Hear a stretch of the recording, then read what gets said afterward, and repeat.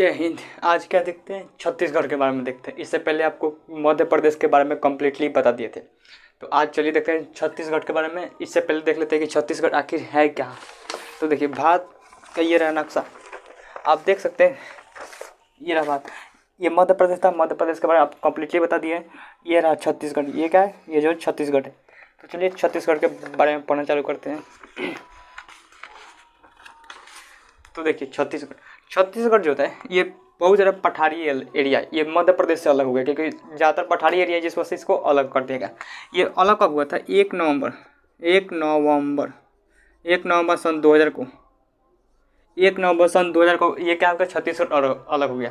Actually देखेंगे तो 1 नवंबर को कई सारे राज्य क्या हैं, कई सारे राज्य टूटे हैं भारत के अंदर। तो ये किसी अगले वीडियो में बता देंगे कि कौन कौन राज्य है जो 1 नवंबर को उसका स्थापना दिवस मनाया जाता है। तो 1 नवंबर सन 2000 को कौन टूट गया था? छत्तीसगढ़, मध्य प्रदेश थे। इसके राजधानी देखेंगे तो राजधानी होगा रांची। रांची तो झारखंड की राजधानी है। इसकी राजधानी कहाँ है? रायपुर। छत्तीसगढ़ की राजधानी कहाँ है? रायपुर यहाँ पर राजधानी है। ये औद्योगिक क्षेत्र, यहाँ पर ज़्यादातर कारखाने खोले गए हैं। आप देखेंगे ऊपर जगह तो जगह होगा, कौन सा जगह होगा? ऊपर जगह होगा दुर्ग। कौन सा जगह? दुर्ग जो औद्योगिक शहर है। नीचे जगह होगा भिलाई। कौन सा जगह होगा? भिलाई जो है, यहाँ पर देखते हैं भिलाई क्या है, कारखाना है। Steel, carbon and steel factory कहाँ है? लोहा एंड स्टील फैक्ट्री कहाँ है? भिलाई में। तो लोहा एंड स्टील कंपनी कहाँ है? भिलाई में। भिलाई के ऊपर देखिए, यहाँ पर जगह होगा बिलासपुर। कौन सा जगह? बिलासपुर। ये बिलासपुर किस लिए फेमस है? तो बिलासपुर जो है वो दक्षिण पूर्व मध्य रेल का मुख्यालय जो है वो कहाँ है? बिलासपुर में। दक्षिण पूर्व मध्य रेल का जो रेलवे जोन कहाँ है? बिलासपुर। कहते हैं बिलासपुर। इधर बगल में देखेंगे जगह होगा कोरबा। कौन सा जगह? कोरबा किस लिए प्रसिद्ध है? कोरबा जो है अल्मुनियम कारखाना के लिए प्रसिद्ध है। यहाँ पर ज़्यादातर अल्मुनियम कारखाने खोले गए हैं कोरबा में। अब ऊपर देखिए, सबसे ऊपर आइए, यहाँ पर जगह होगा संजय गांधी। कौन सा? संजय गांधी। जरा क्वेश्चन बताइए, संजय गांधी जैविक उद्यान कहाँ है? पटना का जो चिड़ियाघर नाम है उसका नाम है संजय गांधी जैविक उद्यान। लेकिन क्वेश्चन पूछेगा कि संजय गांधी राष्ट्रीय उद्यान कहाँ है? तो कहाँ पर? छत्तीसगढ़ में। तो इस संजय गांधी जो है वो राष्ट्रीय उद्यान है छत्तीसगढ़, लेकिन जो जैविक उद्यान जो है वो कहाँ पर है? पटना में। पटना का जो चिड़ियाघर का नाम है वो क्या नाम है?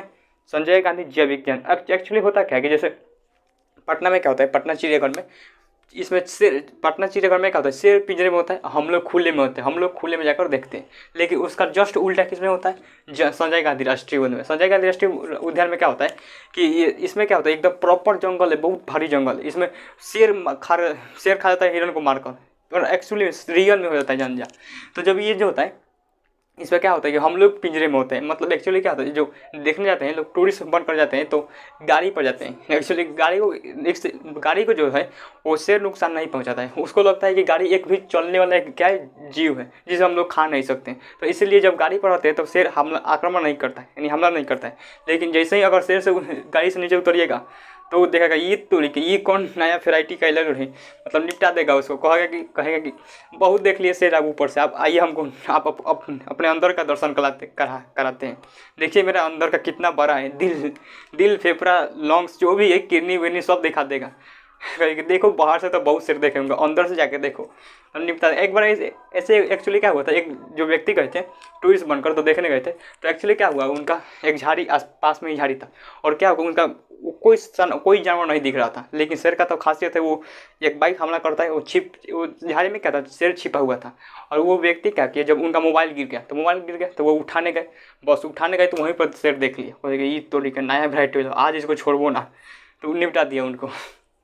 तो देखिए इस तो हकीकत है वो मारे गए थे, उनको शेर खा गए। तो संजय गांधी राष्ट्रीय उद्यान कहाँ है? छत्तीसगढ़ में। लेकिन क्वेश्चन पूछेगा संजय गांधी जैविक उद्यान कहाँ है, तो आप बताए होंगे पटना का जो चिड़ियाघर का नाम है संजय गांधी जैविक उद्यान। ये होगा कोरबा। यहाँ बिलासपुर में क्या है, दक्षिण पूर्व मध्य रेलवे जोन कहाँ है? बिलासपुर में। कोरबा में तो ये तो एल्युमिनियम कारखाना फेमस है। अब नीचे आइए, आप ये नीचे नक्सलाइट से बहुत ज़्यादा भरे हैं। ये यहाँ पर 4 प्रमुख शहर मिलेंगे, कौन कौन? सुकमा, दंतेवाड़ा, दंतेवाड़ा, सुकमा दंतेवाड़ा जगदमपुर, जगदमपुर, सुकमा दंतेवाड़ा जगदमपुर, कांकेर, कांकेर घाटी कहाँ है? छत्तीसगढ़। कांकेर घाटी कहाँ है? छत्तीसगढ़। एक्चुअली क्या है, ये 4 प्रमुख शहर मिलेंगे, यहाँ पर ज़्यादातर नक्सलाइट संख्या जाती है। ये पूरे एरिया को कहा जाता है बस्तर। क्या कहता है? बस्तर। ये पूरे एरिया क्या कहता है? बस्तर कहता है, क्योंकि यहाँ पर ज़्यादातर नक्सलाइट लोग रहते हैं। यहाँ पर जंगली क्षेत्र है। क्या है? जंगली क्षेत्र है। तो नक्सलाइट लोग क्या करते हैं कि वो क्या करते हैं, वो अमीर बनना चाहते हैं बिना मेहनत किए। कोई किसी को अमीर का घर का जो लड़का होता है उसको किडनैप कर लेते हैं। एक बार तो किडनैप कर लिया था, उतना याद नहीं है, लेकिन एक अमीर घर का व्यक्ति था, उसको लड़के को किडनैप कर लिया था। अब फिरौती मांग रहे थे, लेकिन पुलिस ने उसका क्या था, छुड़ा दिया।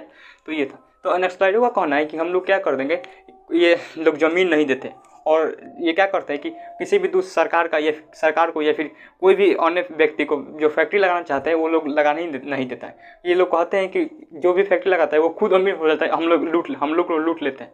अरे भाई, कहेंगे कि ज़मीन देंगे तो हमारे एक परिवार का क्या कीजिए, नौकरी दे दीजिए। अरे नौकरी इस तरह से थोड़ी मिलता है। नौकरी मजबूरी देकर थोड़ी दी जाती है, मजबूरी देकर मदद की जाती है, नौकरी नहीं।